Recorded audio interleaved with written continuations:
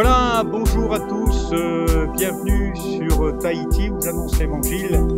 La foi vient de ce qu'on entend de la parole de Dieu.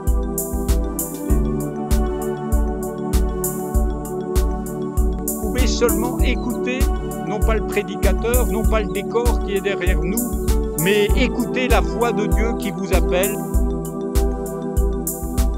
Quel que soit l'endroit où vous vous trouvez, sachez que vous êtes aimés de Dieu.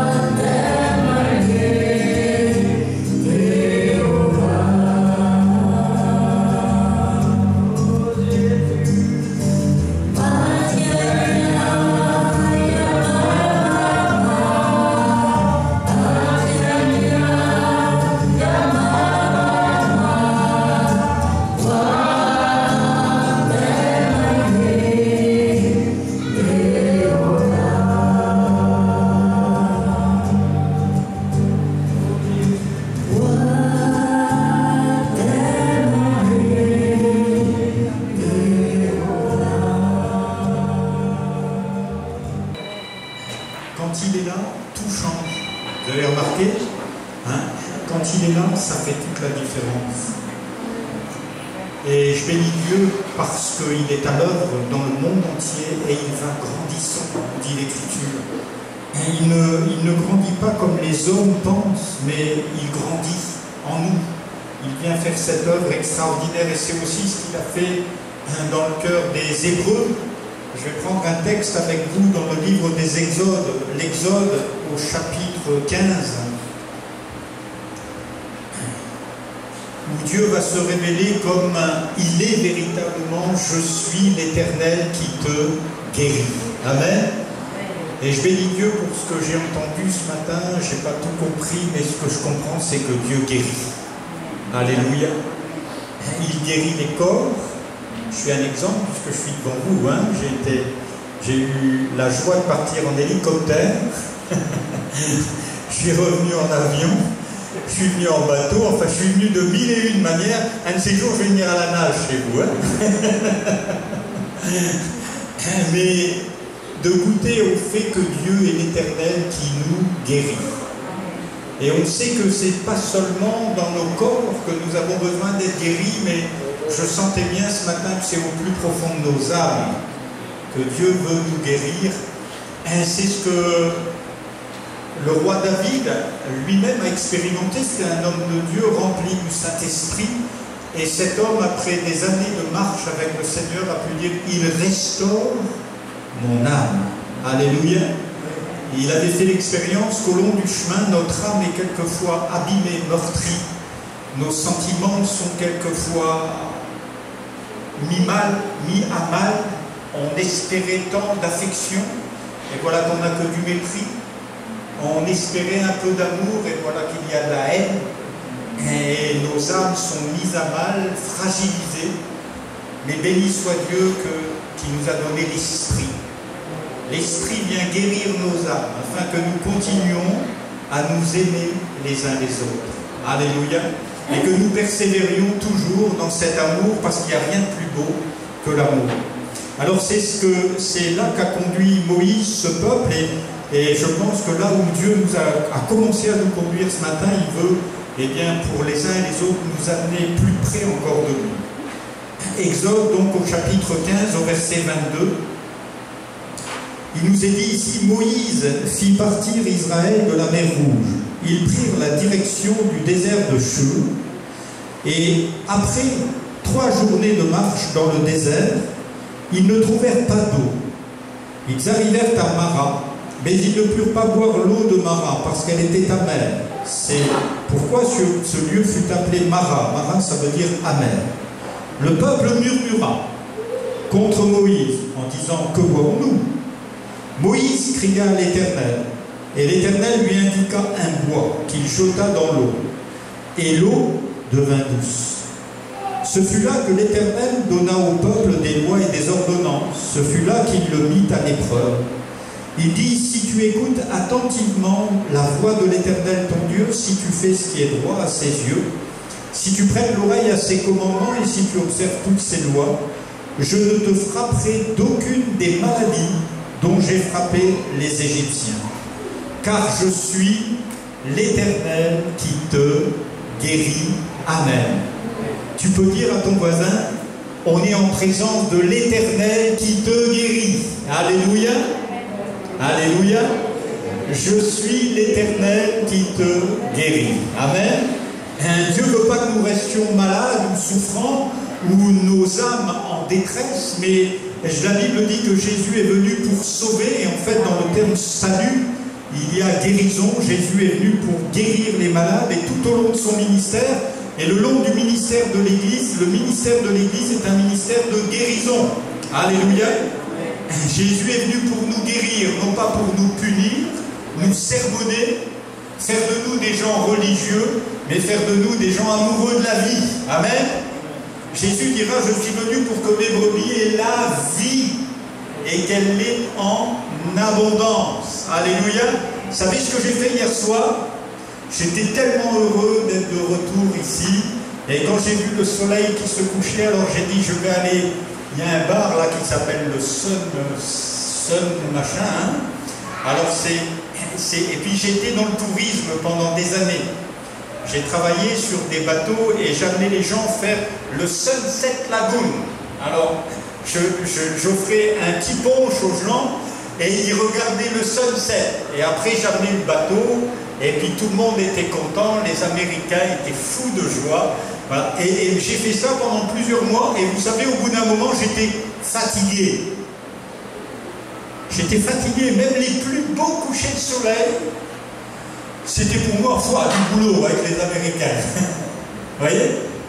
Et hier soir, j'étais tellement heureux d'être ici, j'ai dit, je vais aller au Sun là-bas, parce que j'y étais déjà allé, hein. Je vais me prendre une consommation et je vais admirer ton spectacle. Vous savez que Dieu fait pour nous, hein, chacun de nous, un tableau tous les soirs. Il fait coucher le soleil. Alléluia. Et quelquefois, nous, on préfère rester devant la télévision, hein. Mais la télévision, c'est toujours des histoires tristes. Mais le coucher de soleil, je vous assure, ça vous remplit de joie. Quand vous êtes en train de regarder, vous dites, mais tu as tout peint ça pour moi, et rien que pour moi. Et même celui d'à côté, hein, il y a quelqu'un quelquefois à côté, mais il n'a pas le même. Hein. Il a le coucher de soleil d'à côté. Mais Dieu fait coucher et lever son soleil chaque jour pour chacun de nous. Amen. Et Dieu voudrait véritablement nous communiquer cette joie de le connaître, cette joie d'être avec lui. Le texte que je viens de prendre, vous savez, les Hébreux étaient sortis d'Égypte et tous ils ont connu des miracles, des choses extraordinaires.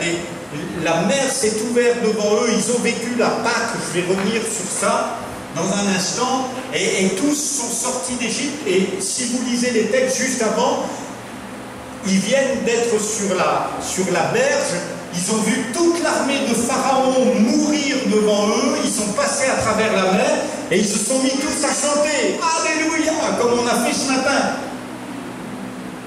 Et puis pendant 3 jours, vous voyez, Dieu nous oblige quelquefois à marcher, hein, parce qu'on n'est pas seulement pour regarder le paysage, mais on doit aussi marcher. Et au bout de 3 jours, ils se sont mis à murmurer. Qu'est-ce qui a déjà vécu des miracles ici? Il n'y a que moi. Alléluia. Chaque jour, on vit des miracles. On ne sait pas les voir toujours, mais on vous a bon. Et qui est-ce qui a jamais murmuré ici? Ah, vous avez tous râlé un petit peu, hein? Ah, Seigneur, la vainée que tu m'as donnée, c'était la plus belle, hein? Alors, elle a vieilli, hein? Hein? Et puis, c'est pareil dans l'autre sens. Et on finit tous par râler des plus belles choses, par être dans l'amertume.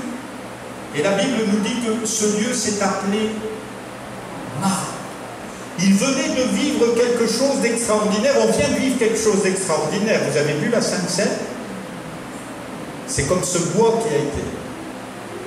Imaginez un peu tout le peuple d'Israël est là.